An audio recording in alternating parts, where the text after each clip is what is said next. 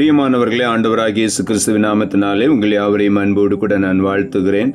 ஆண்டவர் கிருபையாய் நமக்கு கொடுத்த இந்த புதிய நாளுக்காக முதலாவது நாம் ஆண்டவருக்கு நன்றி சொல்லுவோம்.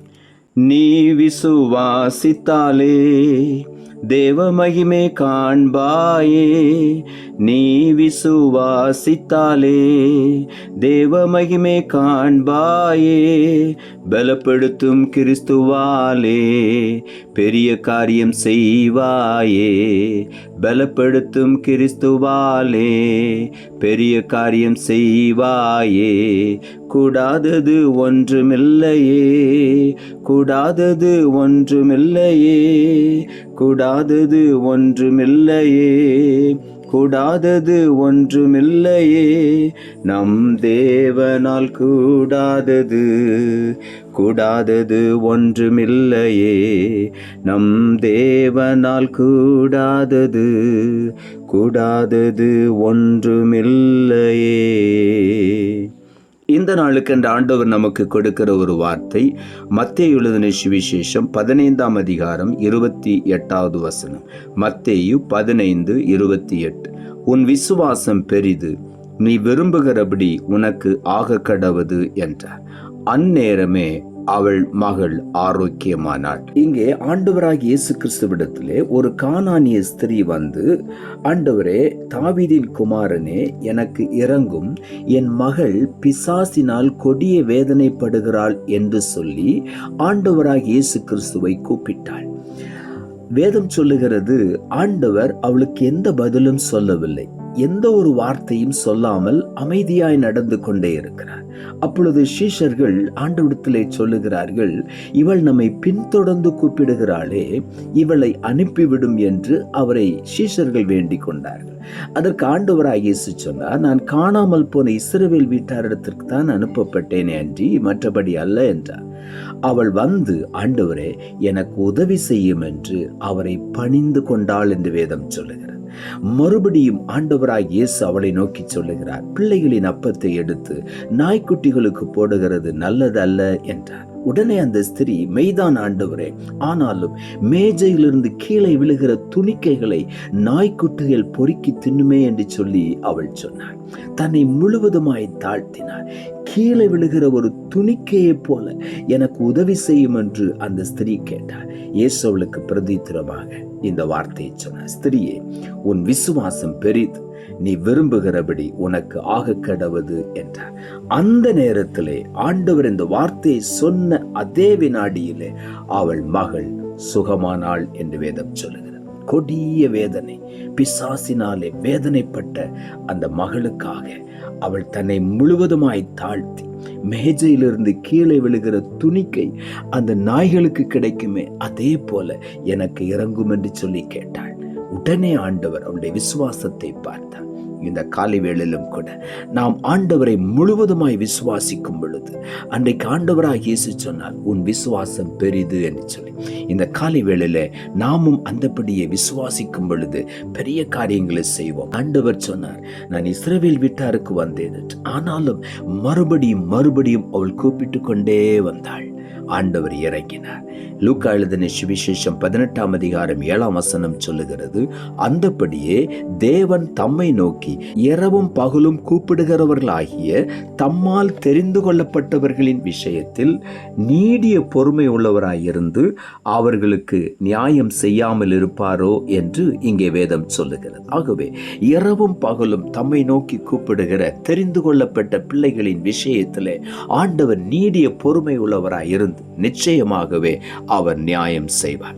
எபிரேயர் புஸ்தகம் 11ஆம் அதிகாரம் 1 வசனம் சொல்லுகிறது, விசுவாசமானது நம்பப்படுகிறவைகளின் உறுதியும் காணப்படாதவைகளின் நிச்சயமாயிருக்கிறது என்று. ஆகவே நாம் ஆண்டவரை விசுவாசிக்கிறோம் என்று சொன்னால் நாம் நம்ப வேண்டும். நான் எதிர்பார்க்கிற அற்புதத்தை அவர் எனக்கு செய்வார் என்று முதலாவது ஆண்டவரை நம்ப வேண்டும். உறுதி நமக்கு வேண்டும். நம்முடைய வாழ்க்கையில காணப்படாத ஒன்றை ஒன்றை நாம் நிச்சயமாய் பெற்றுக்கொள்ளுவோம் என்று நம்முடைய மனதில் ஒரு உறுதியோடு கேட்கும் பொழுது அந்த விசுவாசம் நம்முடைய வாழ்க்கையில பலனை கொண்டு வருகிறது. நம்பப்படுகிறவைகளின் உறுதி, காணப்படாதவைகளின் நிச்சயம். நாம் காணவில்லை, ஆனால் நிச்சயிக்கிறோம், விசுவாசிக்கிறோம். நிச்சயமாகவே அதை நாம் பெற்றுக்கொள்வோம். ஆகவே இந்த காலை வேளையில விசுவாசிப்போம், ஆண்டவரிடத்திலே கேட்போம், அநேக அற்புதங்களை எதிர்பார்ப்போம். நாம் நினைப்பதற்கு வேண்டிக் கொள்வதற்கு அதிகமாய் நம்மாலே கிரகிக்க முடியாத அளவிற்கு ஆண்டவர் நமக்கு அற்புதங்களை செய்ய வல்லமையுள்ள தேவனாயிருக்கிறார்.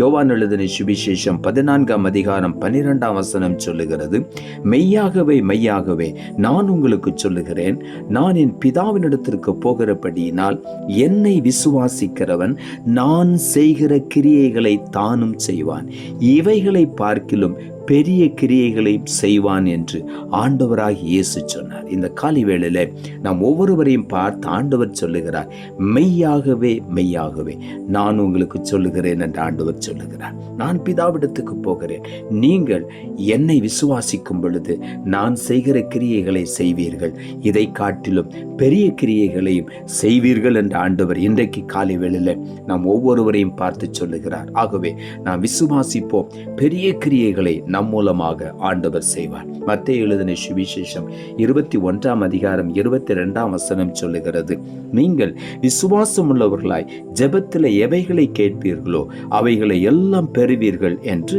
ஆண்டவராகிய இயேசு சொன்னார். இந்த காலை வேளையில நாம் விசுவாசத்தோடு ஜெபத்தில் எதெல்லாம் கேட்கிறோமோ அதையெல்லாம் நாம் பெற்றுக்கொள்வோம். நாம் விசுவாசிப்போம், நம்புவோம், நான் நிச்சயமாய் பெற்றுக்கொள்ளப் போகிறேன். ஆண்டவருடைய சமூகத்தில் வந்து நம்முடைய விண்ணப்பத்தை சொல்லும் பொழுது ஆண்டவர் நிச்சயமாக அதற்கு பதில் கொடுக்கிறார். நான் பெற்றுக்கொண்டேன், பெற்றுக்கொள்வேன் என்று சொல்லுகிற விசுவாசத்தோடு நான் வேண்டிக் கொள்ளும் பொழுது நாம் நினைப்பதற்கு வேண்டிக் கொள்வதற்கு அதிகமாய் நமக்குள்ளே கிரியை செய்ய வல்லமையுள்ள தேவன் நமக்கு உதவி செய்வார். ரோமர் புஸ்தகம் 10ஆம் அதிகாரம் 11ஆம் வசனம் சொல்லுகிறது, அவரை விசுவாசிக்கிறவன் எவனோ அவன் வெட்கப்படுவதில்லை என்று வேதம் சொல்லுகிறது. இந்த காலை வேளையில நாம் ஆண்டவரை விசுவாசிக்கும் பொழுது நிச்சயமாக நாம் வெட்கப்பட மாட்டோம். அவர் நம்மை வெட்கத்திற்கு ஒப்புக் கொடுக்க மாட்டார். நான் நினைப்பதற்கு வேண்டிக் கொள்வதற்கு அதிகமாய் நமக்குள்ளே கிரியை செய்ய வல்லமையுள்ள தேவன். ஒருபோது நாம் வெட்கப்பட்டு போவதில்லை.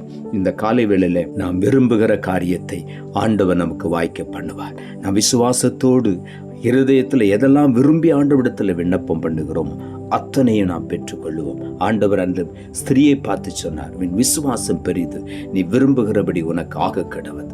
அவள் விரும்பின ஒரே ஒரு காரியம், என் மகள் கொடிய வேதனைப்படுகிறார் பிசாசினாலே, யாராலையும் குணமாக்க முடியவில்லை.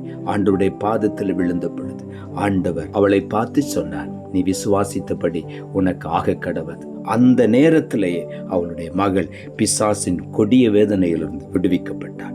இந்த காலை வேளையிலும் எந்த விதமான வேதனையாய் இருந்தாலும் அவரை நோக்கி கூப்பிடுவோம், விசுவாசிப்போம், இன்றைக்கு விடுதலையை பெற்றுக்கொள்வோம். நாம் ஜெபிப்போம். அன்புள்ள ஆண்டவரை, கிருபையா நீ கொடுத்த இந்த புதிய நாளுக்காய் மறுபடியும் உமக்கு நன்றி செலுத்துகிறோம். ஆண்டவர் கொடுத்த ஜீவனுள்ள வார்த்தைக்காக நன்றி. உன் விசுவாசம் பெரிது, நீ விரும்புகிறபடி உனக்கு ஆக கடவுது என்றார். அந்நேரமே அவள் மகள் ஆரோக்கியமானாள் என்ற வார்த்தையை கொடுத்தேன். இந்த காலை வேளையில வசனத்தை கேட்டுக்கொண்டிருக்கிற ஒவ்வொருடைய வாழ்க்கையிலும் விசுவாசத்தில் இன்னும் உறுதியாய் ஆண்டவரை நோக்கி கூப்பிட்டு ஜெயத்தை பெற்றுக்கொள்ள நீர் உதவி செய்யும். இன்றைக்கு இந்த நேரத்திலே ஒவ்வொருவரும் அற்புதங்களை, அதிசயங்களை ருசிக்க செய்வீராக. நீர் அப்படி செய்கிறபடியினாலும் உமக்கு நன்றி தாழ்த்துகிறோம். இரட்சகர் இயேசுவின் நாமத்தில் ஜெபிக்கிறோம் நல்ல பிதாவே, ஆமென்.